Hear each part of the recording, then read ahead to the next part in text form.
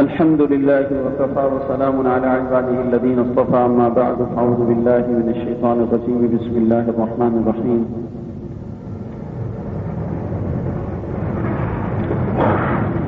قال الله سبحانه وتعالى إنا فتحنا لك فتحا مبينا ليغفر لك الله ما تقدم من ذنبك وما تأخر ويتم نعمته عليك ويهديك صراطا مستقيما وينصرك الله نصرا عزيزا.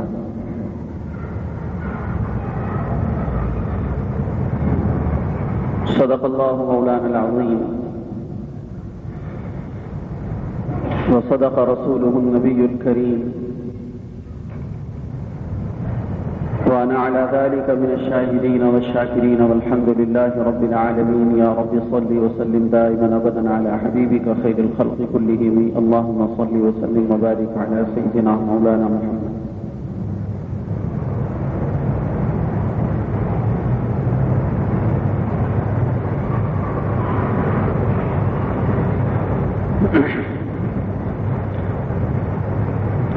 حضرات صحابہ اکرام رضوان اللہ تعالی علیہم اجمعین کا جو ایثار تھا اور جانثاری کا جو ثبوت ہے اور اطاعت رسول جو ہے، یہ ایک ایسی بے مثال صورت ہے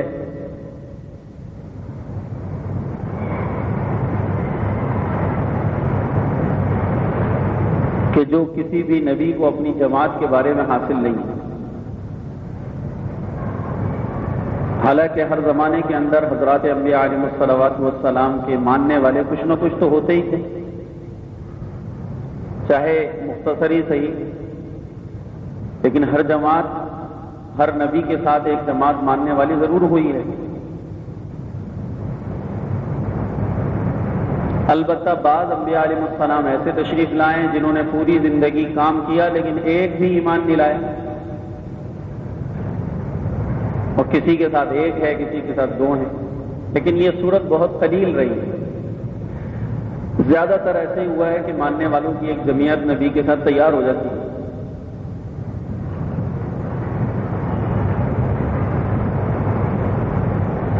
اگر یہ صورتحال نہ ہوتی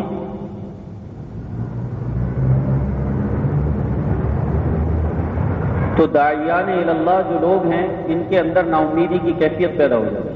اس لیے اللہ محنت کا ثمرہ ضرور کچھ نہ کچھ دکھا دیتے ہیں تاکہ کام کرنے والا نا امید نہ ہو، حوصلہ رہے کہ نہیں بھائی بات چلنے سے کچھ نہ کچھ نتیجہ ضرور نکلتا ہے.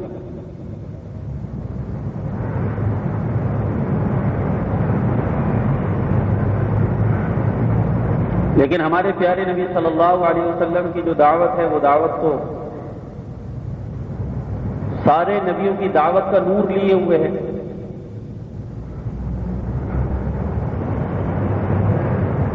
اس لیے حضور کی بات بہت جلدی جزیرۃ العرب میں بہت جلدی چلی اور بہت قلیل عرصے کے اندر بہت بڑا مجمع رسول پاک صلی اللہ علیہ وسلم کے ساتھ لگ گیا. تو صحابہ کی جو کیفیات ہیں ہر سفر میں، ہر غزوے میں، وہ ہم سب کے لیے بہت بڑی رہنمائی ہیں کہ زندگی میں اللہ کے رسول کی اطاعت کیسے کرنی چاہیے. لیکن صلح حدیبیہ کے موقع پر تو اور غزوہ بدر کے موقع پر تو اس کی کیفیت بالکل ہی نمایاں ہے. اس لیے اللہ تعالیٰ نے صحابہ کی بہت تعریفیں فرمائی.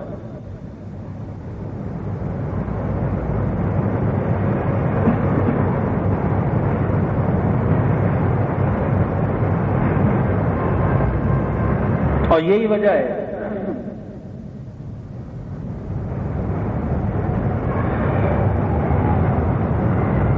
کہ جناب رسول پاک صلی اللہ علیہ وسلم جب صلح نامہ تیار ہو گیا اور حدیبیہ سے بغیر عمرہ کیے احرام کھول کر حجی کے جانوروں کو ذبح کر کے جب آپ صلی اللہ علیہ وسلم مدینہ منورہ کی طرف سفر کے لیے روانہ ہوئے تو رنج اور غم کی کیفیت صحابہ پر بھی تھی.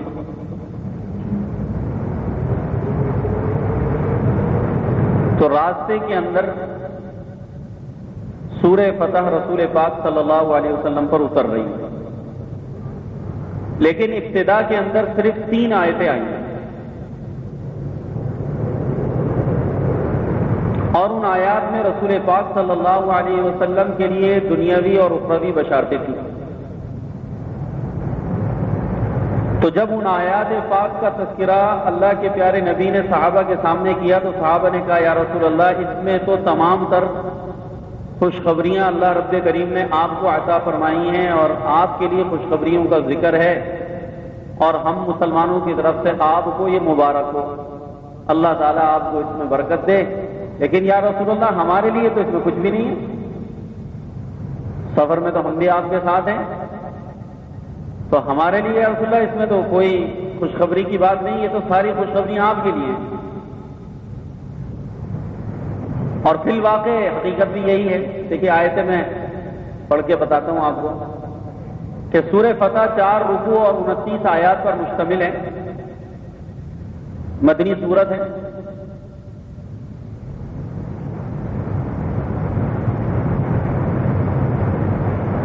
آیات کی ابتدا یہاں سے ہو رہی ہے، سورت کی ابتدا بعد اعوذ باللہ من الشیطان الرجیم انا فتحنا لک فتحا مبینا. صیغے سارے خطاب کے ہیں، انا فتحنا لک فتحا مبینا. اے محمد صلی اللہ علیہ وسلم بلا شبہ اللہ پاک نے آپ کو کھلم کھلا فتح دے دی.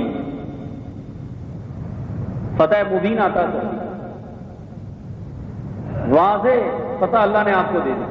حالانکہ صلح نامہ دب کے طے ہوا ہے، ہر اعتبار سے صلح نامہ دیکھا جائے تو اس کی تحریر یک طرفہ ظاہر ہو رہی ہے. بالکل ایک پارٹی بالکل نیچے دبی چلی جا رہی ہے اور دوسری چڑھے چلی جا رہی ہے. صلح نامہ کو اگر پڑھا جائے تو اس کے اندر بیلنس کہیں بھی نہیں ہے، کہیں سے بھی توازن نظر نہیں آتا تھا. اور ہر اعتبار سے حضور صلی اللہ علیہ وسلم اور آپ کی جماعت نیچے دبی ہوئی تھی.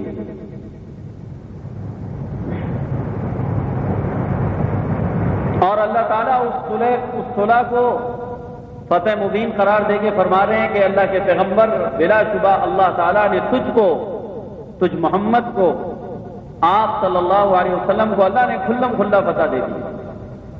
اور یہ فتح کیوں دی گئی؟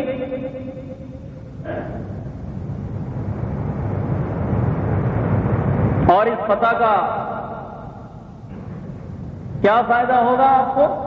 فرمایا لیغفر لک اللہ ما تقدم من ذنبک وما تأخر.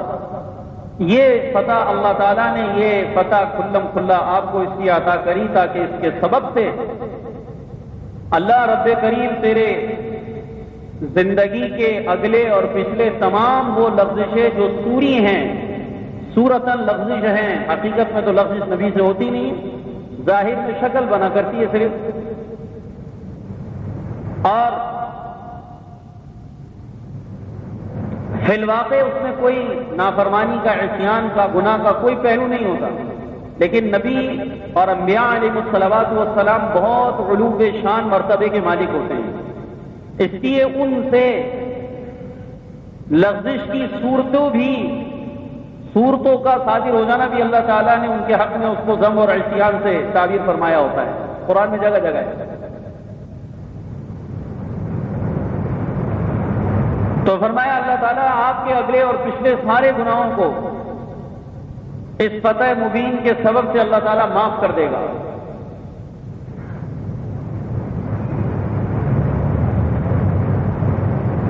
یہ آپ صلی اللہ علیہ وسلم کو اخروی فائدہ پہنچ رہا ہے، سارے گناہ آپ کے معاف. وَيُتِمَّ نِعْمَتَهُ عَلَيْكَ، اور اللہ تعالیٰ اپنے احسان کو تجھ پر مکمل اور تمام کرے گا، تکمیل احسان ہوگی تیرے ساتھ. وَيُتِمَّ نِعْمَتَهُ عَلَيْكَ، اور تاکہ اللہ سبحانہ و تعالیٰ پورا کر دے تجھ پر اپنے احسان کو. خطاب کے صیغے سارے علیک ویتم نعمتہ علیک ویہدیک صراطا مستقیما، اور تاکہ اللہ لے چلے تجھ کو راہ راست پر، سیدھے راستے پر، ہدایت کے راستے پہ اللہ تجھ کو چلائے. وینصرک اللہ نصرا عزیزا، اور تاکہ اللہ تعالیٰ تیری مدد کرے زبردست مدد. اب پوری آیات کے اندر یہ بات واضح طور پر ہے کہ ساری خوشخبریاں حضور کو دی گئی. تو جب یہ آیتیں حضور نے سنائی ہیں صحابہ کو کہ اللہ تعالیٰ نے یہ آیتیں مجھ پر نازل کی ہیں، تو صحابہ نے کہا یا رسول اللہ اس میں تو ساری خوشخبریاں آپ کے لیے ہیں اور بلا شبہ آپ کو یہ چیز مبارک ہو، لیکن اصلا اس میں ہمارے لیے تو کچھ بھی نہیں ہے. مغفرت کا وعدہ آپ سے ہو رہا ہے، تکمیل احسان کا وعدہ آپ سے ہو رہا ہے، ہدایت کے اوپر آپ کو صراط مستقیم پر چلائے جانے کا وعدہ آپ سے ہو رہا ہے، اور زبردست قسم کی مدد آپ کی جائے گی. یہ ساری باتیں تو آپ سے متعلق ہیں. تو آپ نے فرمایا ہاں یہ ساری باتیں تو مجھ سے متعلق ہیں. فیصلہ آپ کو مبارک ہو، ہمارے لیے تو اس میں کچھ بھی نہیں. تو صحابہ کا ناز اور صحابہ کا انداز آپ دیکھیں کہ اللہ تعالیٰ کو صحابہ کا روٹھنا بھی پسند نہیں آتا. یہ تفرہ کرتے ہیں رافضی لوگ. تو بس رسول پاک صلی اللہ علیہ وسلم کے صحابہ نے یہ ایک ظاہراً شکوے کی شکل بنی، اور زبان پر یہ صحابہ کے جملے آئے تو فوراً اللہ نے جبرائیل علیہ السلام کو بھیجا، اور سورہ فتح کی پھر اگلی آیتیں اترنا شروع ہوئیں، اور اس میں ایمان والوں کے لیے یعنی صحابہ کے لیے پھر خوشخبریاں آ گئی. اور فرمایا هو الذی انزل السکینۃ فی قلوب المؤمنین لیزدادوا ایمانا مع ایمانہم وللہ جنود السماوات والارض وکان اللہ علیما حکیما.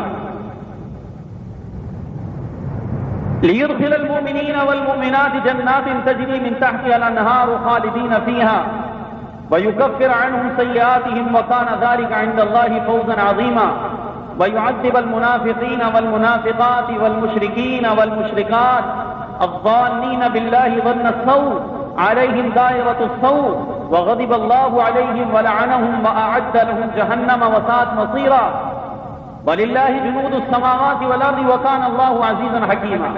اب اگلی آیتیں اتر گئی، اور اس میں اللہ تعالیٰ نے فرمایا وہی اللہ تو ہے، وہی ذات رب کریم جس نے ایمان والوں کے اوپر اس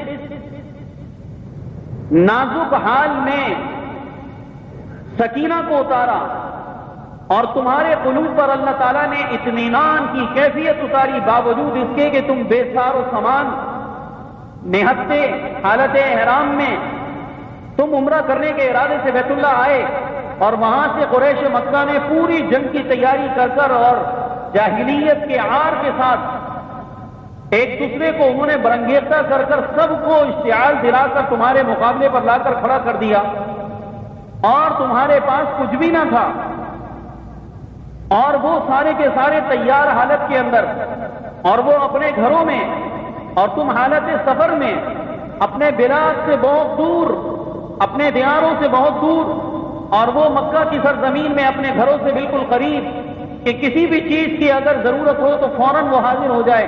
تم مدینہ پاک سے بہت دور آ کر حدیبیہ تک پہنچ گئے، اور یہاں پر آنے کے بعد جنگ کی نوعیت بن گئی، اور انہوں نے آپ لوگوں کا راستہ روک لیا. ایسے موقع پر اللہ سبحانہ و تعالیٰ نے تمہارے قدموں کو جمانے کے لیے تمہارے قلوب پر اللہ نے اطمینان اتارا، اور کافروں کا رعب تم پر مسلط نہیں ہونے دیا. قریش مکہ کی اس ساری کارروائی سے تم پر کوئی اثر نہیں ہوا. ایک بھی ایسا نہیں تھا جو خوف زدہ ہوا ہو کہ اب کیا ہوگا. اس لیے جب یہ نوعیت بنی تو رسول پاک صلی اللہ علیہ وسلم نے صحابہ کو جمع کیا اور کہا کیا کرنا چاہیے. تو صحابہ نے کہا یا رسول اللہ ہم لڑنے کے ارادے سے تو نہیں آئے. حضرت صدیق اکبر کی بھی یہ رائے تھی، اللہ کے رسول ہم لڑنے کے ارادے سے نہیں آئے ہیں، حالت احرام میں ہدی کے جانور ہمارے ساتھ ہیں، ہم بیت اللہ کا قصد کر عمرے کے ارادے سے آئے ہیں، لہذا ہم نے لڑائی تو نہیں کرنی، ہمیں لڑائی نہیں کرنی چاہیے، ہم بیت اللہ کی طرف اپنے سفر کو جاری رکھیں. ہاں اگر کوئی ہماری راہ میں رکاوٹ ڈالے اور ہمیں جانے سے روکے تو ہم اس سے ضرور لڑیں گے، ورنہ ہمارا ارادہ لڑائی کا تو نہیں۔ اوروں سے بھی مشورہ ہو رہا ہے تو سب نے کہا کہ اگر راستہ روکیں گے تو پھر ہم لڑنے کو تیار ہیں۔ یہ رائے آ رہی تھی صحابہ کے مجمع سے۔ حضرت مقداد ابن اسود رضی اللہ عنہ کھڑے ہو گئے، اور یہی وہ صحابی ہیں جو غزوہ بدر کے موقع پہ بھی کھڑے ہوئے تھے، جس پر عبداللہ ابن مسعود نے کہا، ہائے مقداد نے غزوہ بدر کے موقع پر ایک ایسا جملہ صحابہ کے درمیان میں حضور کی مجلس میں کہا تھا، میرا جی چاہتا ہے کہ وہ جملہ مقداد نے نہ کہا ہوتا، اللہ نے وہ جملہ مجھے کہنے کی توفیق عطا فرما دی ہوتی۔ مجھے ان پر رشک آتا ہے، جب بھی سنتا ہوں رشک آتا ہے۔ وہ کیا؟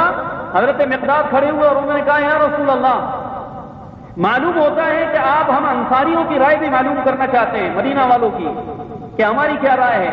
اللہ کے رسول، ہم آپ کے تیروں میں سے تیر ہیں، اور آپ علیہ الصلوۃ والسلام بالکل نہ محسوس فرمائے کہ ہمارے قدم لڑکھڑا گئے اور ہم آپ علیہ السلام کا ساتھ دینے کو تیار نہیں۔ اے اللہ کے رسول، ہم اللہ تعالیٰ کو گواہ بنا کر کہہ رہے ہیں کہ ہم قوم بنی اسرائیل نہیں ہیں، جنہوں نے اپنے پیغمبر کو اس موقع پر جب اللہ تعالیٰ نے قوم عمالقہ سے لڑنے کے لیے بنی اسرائیل کو کہا کہ اللہ تعالیٰ تمہارے کو قوم عمالقہ سے جنگ کرنے کا حکم دیتا ہے اور جنگ کرنے سے پہلے فتح کی خوشخبری سنا دیتا ہے۔ موسیٰ علیہ السلام کو اللہ تعالیٰ نے کہا کہ اے موسیٰ، اپنی قوم سے کہو کہ ملک شام ہم نے تمہارے لیے الاٹ کر دی ہے، لکھ دی ہے۔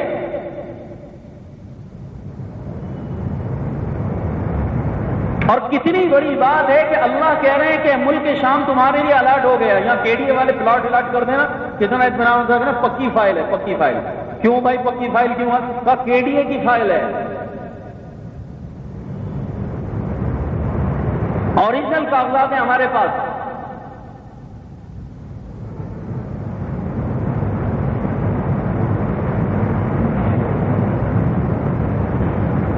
تو موسیٰ علیہ السلام کہہ رہے ہیں، وَإِذْ قَالَ مُوسَىٰ لِقَوْمِهِ يَا قَوْمِ اذْكُرُوا نِعْمَةَ اللَّهِ عَلَيْكُمْ إِذْ جَعَلَ فِيكُمْ أَنْبِيَاءَ وَجَعَلَكُمْ مُلُوكًا وَآتَاكُمْ مَا لَمْ يُؤْتِ أَحَدًا مِنَ الْعَالَمِينَ يَا قَوْمِ ادْخُلُوا الْأَرْضَ الْمُقَدَّسَةَ الَّتِي كَتَبَ اللَّهُ لَكُمْ۔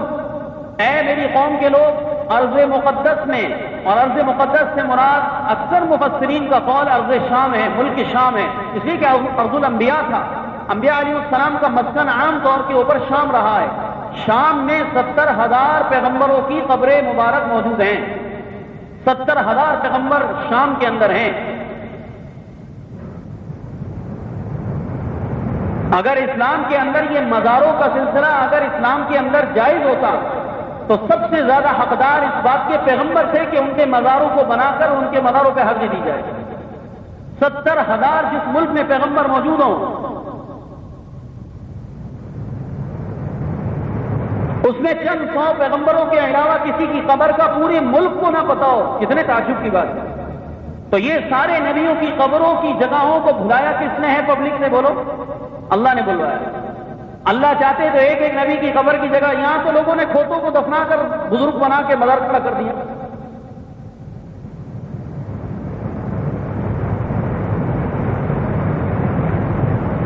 ہمارے ایک ساتھی کا شہید ہو گیا،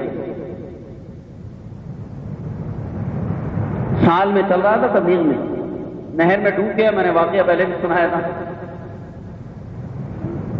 تو دیہات والوں کے عقائد شہریوں کے مقابلے میں ذرا کمزور ہوتے ہیں، بلکہ زیادہ ہی کمزور ہوتے ہیں، اس لیے وہاں یہ جو ہے نا جھوٹے پیروں کی جو ہے نا گدہ نشینی جلدی چل جاتی ہے، اس لیے پنجاب کے اندر اور انٹیریل سندھ وغیرہ کے اندر بہت زیادہ چل رہی ہے۔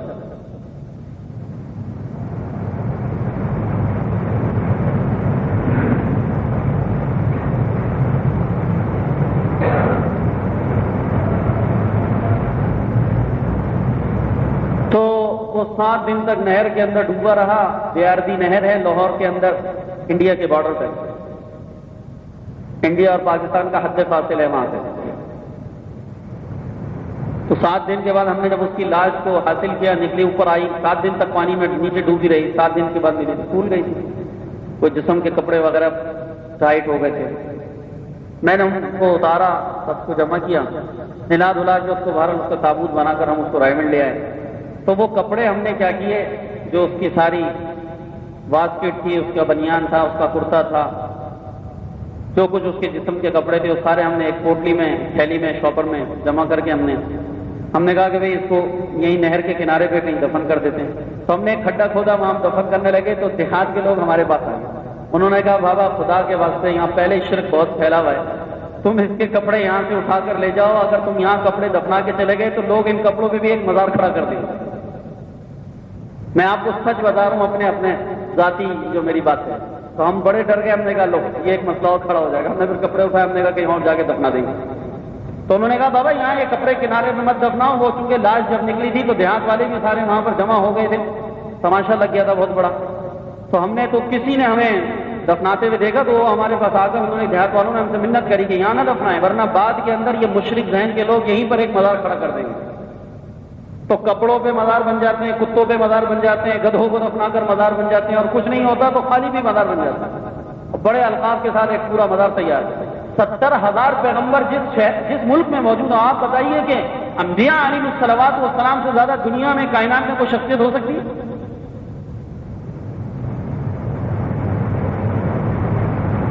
تو ملک شام میں تو بھی 70,000 مزار صرف نبیوں کے ہونے چاہیے. تو اگر یہ دین اور اسلام کی چیز ہوتی تو اللہ تعالیٰ ان کی قبور کو محفوظ فرماتا اور نسل در نسل اس کی حفاظت چلی آتی.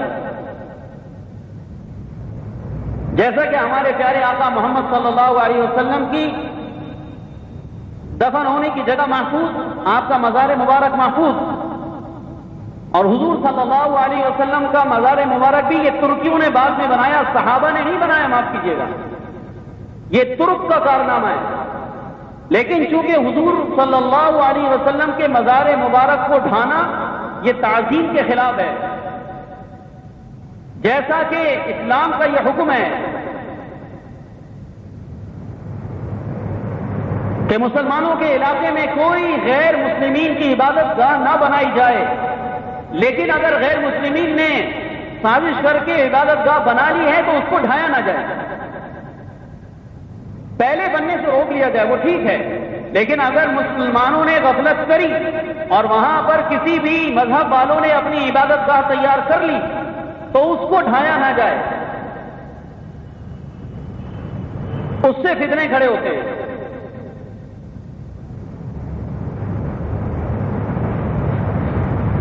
تو اس لیے تمام علماء کا اس پر اتفاق ہوا کہ رسول پاک صلی اللہ علیہ وسلم کے روزے مبارک کی شرک اور بدعات سے حفاظت خود اللہ پاک نے نبی کی دعا کی وجہ سے کر رکھی ہے، لہذا وہاں کوئی شرک کا خطرہ نہیں، لہذا اس کو اپنے حال پہ باقی رکھا جائے. کہ آپ علیہ الصلوۃ والسلام کو بنی اسرائیل اور یہود و نصارہ کے بارے میں دیکھیے واقعہ ایک چل رہا ہوتا ہے، آپ حضرات یہ نہ محسوس کرا کریں کہ واقعے سے مولانا کہاں نکل جائے. واقعے کے ضمن میں ہی یہ جو فائدے کی باتیں آتی ہیں اسی کے ساتھ ہی چلا کرتی ہیں ہمیشہ، الگ سے ان کے لیے کوئی بیان نہیں ہوتا. بات کہیں چل رہی ہوگی، اس سے کہیں نکلے گی، وہاں سے کوئی مفید بات آئے گی، وہاں سے کوئی مفید بات آئے گی، وہاں سے آئے گی، اس کا نام اپنی راہ پر چلتے رہے گا.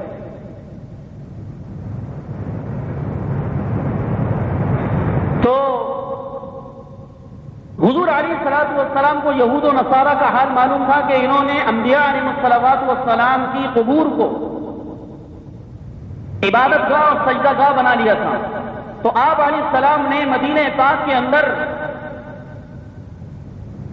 اپنے دنیا سے پردہ فرمانے سے کچھ وقت پہلے دعائیں فرمائیں، اور حضور کی دعائیں یہاں قصہ کی کتابوں میں موجود ہیں کہ آپ علیہ السلام نے فرمایا لعنہ اللہ الیہود والنصارى اتخذوا قبور الانبیاء مساجدا.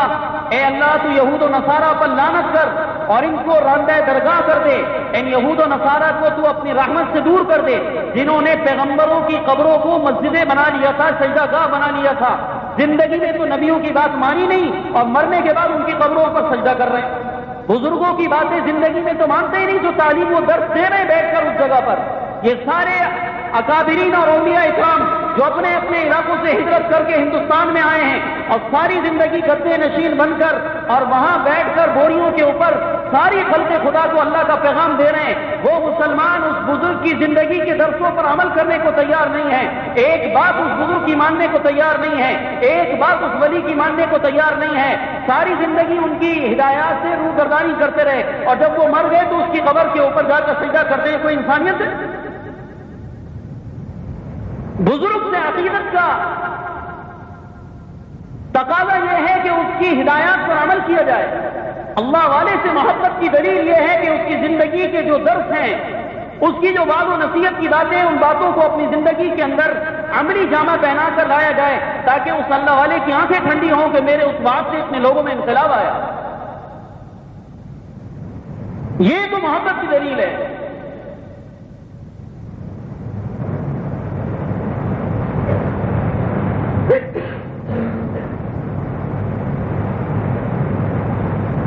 تو آپ علیہ الصلوۃ والسلام نے یہود و نصارہ پر لعنت فرمائی اور بدعا فرمائی، اور اللہ تعالیٰ سے دعا فرمائی کہ اللہ تو میری قبر کو مسجد بنا، میری قبر کو تو مسجد بننے سے محفوظ فرمانا.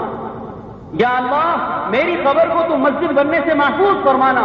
تو حضور علیہ الصلوۃ والسلام کی دعا کی برکت ہے کہ آپ علیہ السلام کا مزار مبارک قیامت تک انشاءاللہ اسی حال کے اندر، اس سے زیادہ اللہ تعالیٰ اس کو عزت عطا فرمائے، یہ مزار مبارک قیامت تک شرک و بدعت سے انشاءاللہ محفوظ رہے گا. اللہ نے اس لیے محفوظ ہاتھوں میں اس کو پہنچایا. جب شرک و بدعت اور ضلالت کی گمراہی کی ہوائیں تیز ہونے لگی تو ترک میں چونکہ اتنی جان نہیں ہے، یہ عجمی ہیں، اور عجم کے اندر شرک کی بو عربوں سے زیادہ پائی جاتی ہے. اس وجہ سے اللہ نے ان سے چھین کر آج عربوں کے حوالے کیا ہے، اور ہمیں امید ہے کہ انشاءاللہ مکہ اور مدینہ کی حفاظت خدا اس عرب قوم سے قیامت تک انشاءاللہ. اس کے علاوہ علم بھی نہیں ہے کوئی.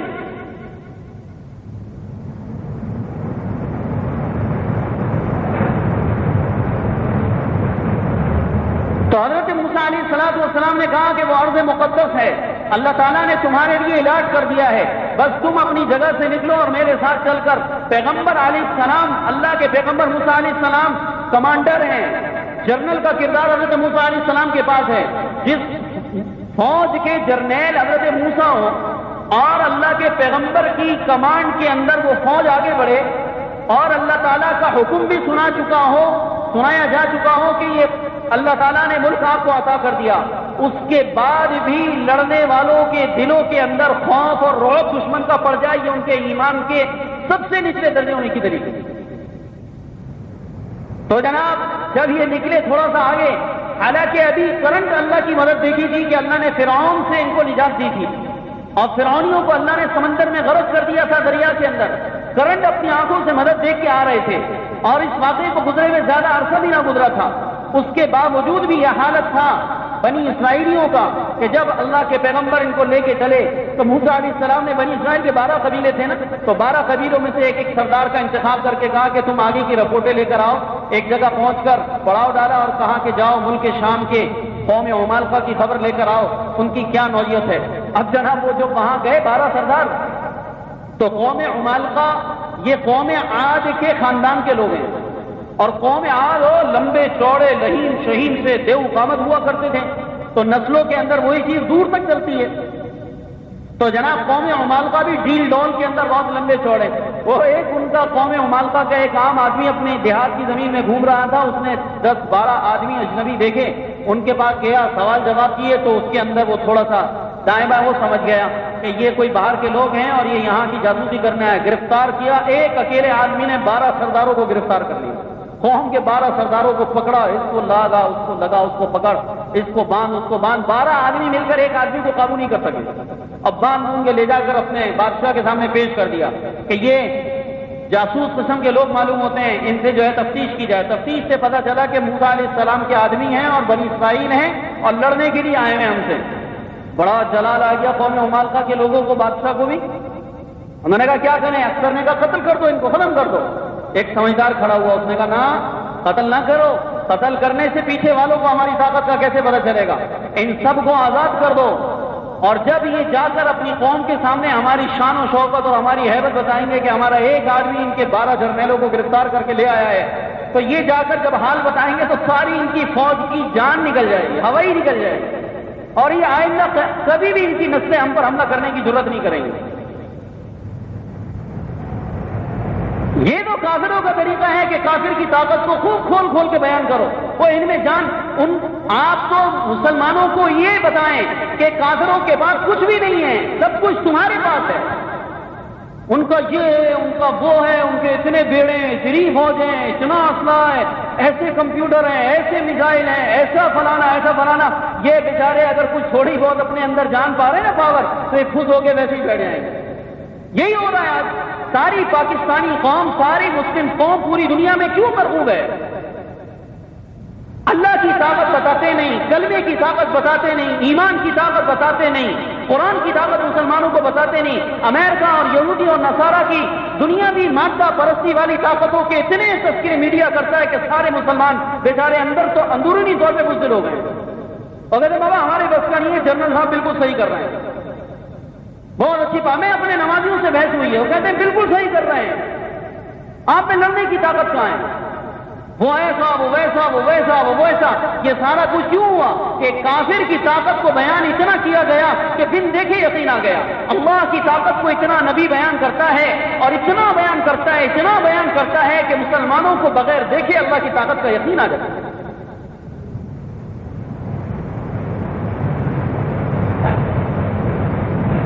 ہمارے پاس سب سے بڑی طاقت اللہ کی طاقت ہے، اور اس طاقت کے آگے تمام طاقتیں فیل ہیں.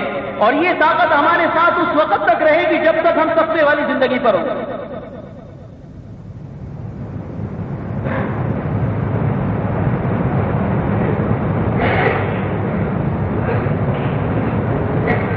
تو انہوں نے چھوڑ دیا، وہ آ گئے، اور آنے کے بعد جناب موسیٰ علیہ السلام سے ملاقات ہو گئی. تو موسیٰ علیہ السلام کو کارگزاری سنائی تو وہ حیبت زدہ تھے سارے کے سارے، پریشان. سب نے بتایا ایسی تھا. موسیٰ علیہ السلام سمجھے، موسیٰ علیہ السلام میں تو کوئی اثر ہی نہ ہوا، اس لیے کہ اللہ نے کہہ دیا تھا اس سے پہلے وحی میں کہ ارض المقدسۃ التی کتب اللہ لکم. اللہ نے ارض مقدس لکھ دی تمہارے لیے، الاٹ ہو گیا، ملک شام تمہارا ہے. تو نبی کے اوپر تو کسی بھی طاقت کے بولو کا کہ وہ اتنے لمبے، اتنے میزائل، اتنے ایٹم بم، اتنے جہاز، اتنے بیڑے، اتنے شیڑے، پتہ نہیں کیا گیا، ایک کان سے سنا ایک کان سے نکال دیا، کوئی اثر نہیں. ذرہ برابر بھی موسیٰ علیہ السلام کے چہرے مبارک پر کوئی تاثر نہیں. لیکن خطرہ تھا کہ اگر یہ ساری اسی طرح کی کارگزاری اپنی قوم کو بیان کر دیں گے تو قوم کی جان نکل جائے گی.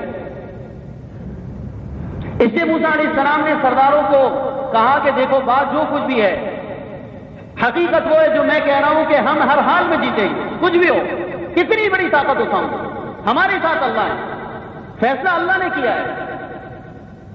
لہذا تم لوگ اپنی قوم کے لوگوں کو یہ بات مت بتانا جو مجھے بتا رہے ہو، اور ان کو کہنا کہ حالات سازگار بالکل، اور جیسے ہی ہم حملہ کریں گے انشاءاللہ ہماری فتح ہوگی، کچھ نہیں آگے، اس لیے کہ اللہ کی خبر ہے اور واقعی کچھ نہیں ہے.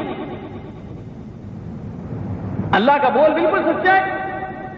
اور سب کو عہد و پیمان لے لیا، لیکن وہ ظالم 12 میں سے 10 نے موسیٰ علیہ السلام کی بات پر عمل کرنے کے بجائے اپنی قوم میں راز فاش کر دیا. 2 نے نہیں کیا، ایک یوشع بن نون اور دوسرے حضرت کالب. یہ 2 بزرگان دین ایسے تھے جن میں خوف خدا موجود تھا، پیغمبر کی بات پر عمل کیا. 10 نے. اب 12 میں سے اگر 10 راز کو فاش کر دیں تو راز رہے گا جی؟ 12 میں سے اگر 10 بات کو فاش کر دیں راز کو، راز رہا اور ساری قوم کی جان نکل گئی. اب جان نکل گئی تو آگے چلنے کو تیار ہی نہیں ہے. تو جب تیار نہیں تو پھر موسیٰ علیہ السلام نے کہا چلو. انہوں نے کہا بابا ان فیہا قوم جبارین، وہ تو بڑے جبار، بڑے سخت قدآور، بڑی طاقتور قوم وہاں پر ہیں، ان سے لڑوانے کے لیے آپ ہمیں لے جا رہے ہو. اس سے تو بہتر تھا کہ فرعون کے ہاتھ چڑھ جاتے، کم از کم غلامیت میں زندگی گزار کے اپنے سانس تو پورے کر لیتے، یا اس سمندر میں غرق ہو جاتے کہ اس مصیبت سے تو ہماری جان چھوٹتی. وہاں سے بچایا اور یہاں لا کر پھنسایا، آسمان سے گرے اور کھجور میں اٹکے. تو جناب ان فیہا قوم جبارین وانا لن ندخلها حتى يخرجوا منها، ہم نہیں جا سکتے وہاں پر لڑنے کے لیے، وہ نکل جائیں ملک کے شام سے تو ہم وہاں داخل ہوں گے.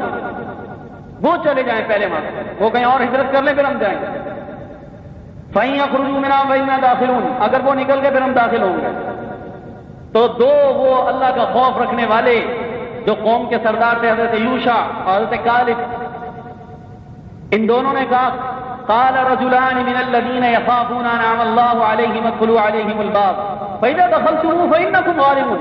بابا تمہارا کام صرف داخل ہونا ہے، ایک مرتبہ داخل تو ہو جاؤ ملک شام میں، پھر غالب تم ہی ہوگے۔ اللہ کا پیغمبر کہہ رہا ہے، قرآن وحی اتری ہوئی ہے۔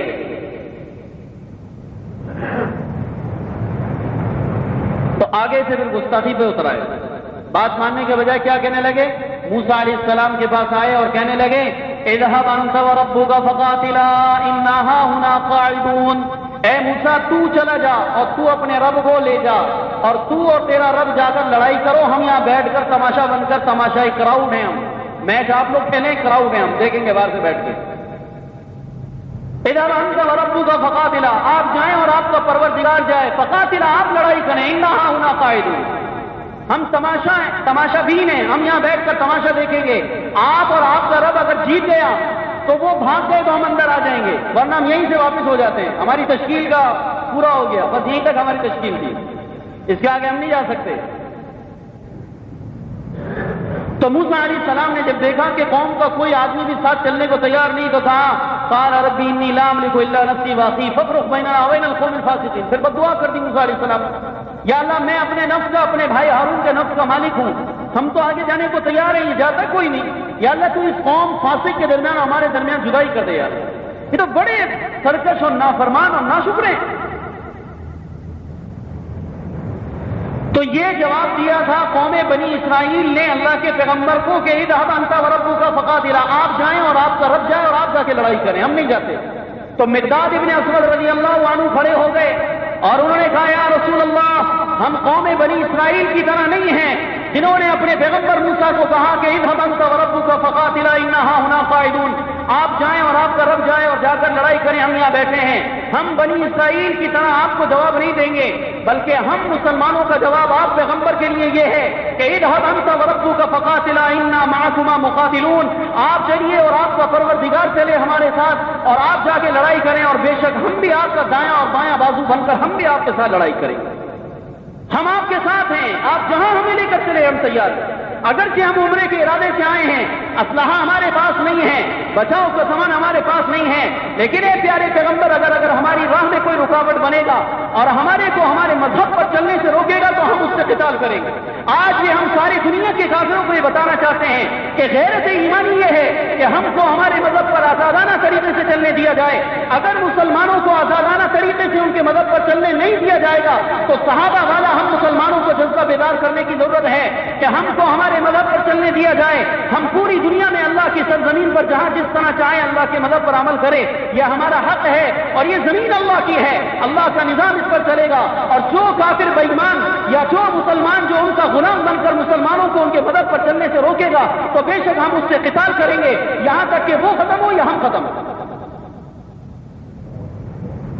آج یہ جذبات ہمارے اندر سے سرد ہو گئے، اس لیے ہماری نماز کی راہوں میں رکاوٹیں ہیں، ہمارے حج کی راہوں میں رکاوٹیں ہیں، ہمارے عمرے کی راہوں میں رکاوٹیں ہیں، ہمارے تبلیغ کے اسفار میں رکاوٹیں ہیں، ہمارے جہاد میں رکاوٹیں ہیں، ہمارے درس قرآن پر رکاوٹیں ہیں، ہمارے وعظ و نصیحت پر رکاوٹیں ہیں، ہمارے درس حدیث پر رکاوٹیں ہیں، ہماری خانقاہوں کو بند کیا جا رہا ہے، ہمارے مدرسوں کو بند کیا جا رہا ہے۔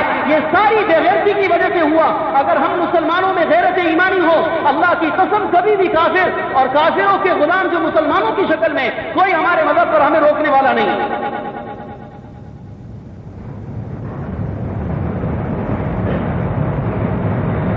تو مقداد ابن اسود رضی اللہ عنہ کھڑے ہو جاتے ہیں اور کھڑے ہونے کے بعد یہ کہتے ہیں اے اللہ کے پیارے پیغمبر، ہم بنی اسرائیل والے نہیں ہیں، ہم تو آپ علیہ الصلوۃ والسلام سے کہتے ہیں آپ چلیے، آپ کا پروردگار ہمارے ساتھ، ہم جا کر لڑائی کریں۔ سبحان اللہ، ایسی مجمع کے اندر یہ روح ایمانی تقریر کا ایک مختصر سا جملہ حضرت مقداد ابن اسود انصاری رضی اللہ عنہ کی زبان مبارک سے نکلا کہ سارے کے سارے صحابہ میں ایک دم روح پھونکتا چلا گیا، اور ایسا ولولہ اور جوش اور جذبہ ان کے اندر پیدا ہو گیا کہ سارے تیار ہو گئے آپ علیہ الصلوۃ والسلام سے کہ ہاتھ پر بیعت کرنے کے لیے اور آگے چلنے کے لیے۔ اس کو اللہ تعالیٰ نے وہ آیتیں جو میں نے آپ کو بتائی کہ صحابہ نے کہا اصل تو سب آپ کے لیے بشار دیں، ہمارے لیے کیا؟ تو اللہ تعالیٰ نے کہا هو الذی انزل السکینۃ فی قلوب المؤمنین، اے ایمان والو تم پر بھی اللہ کی بڑی رحمتیں ہیں۔ وہ رب کتنا زبردست پروردگار ہے، رحمتیں کرنے والا، جس نے اس بے سر و سامان کے اندر تمہارے دلوں میں اللہ تعالیٰ نے سکونت کو اور طمانینت کو ڈالا، اور تم پر کسی قسم کا کوئی دشمن کا رعب نہیں تھا، اور تم پیغمبر کے ساتھ آگے لڑنے کے لیے اور مرنے کے لیے تیار تھے۔ پھر آگے بھی بہت ساری اس کے اندر اور خوشخبریاں ثابت ہیں، بعد میں انشاءاللہ بتائیں گے۔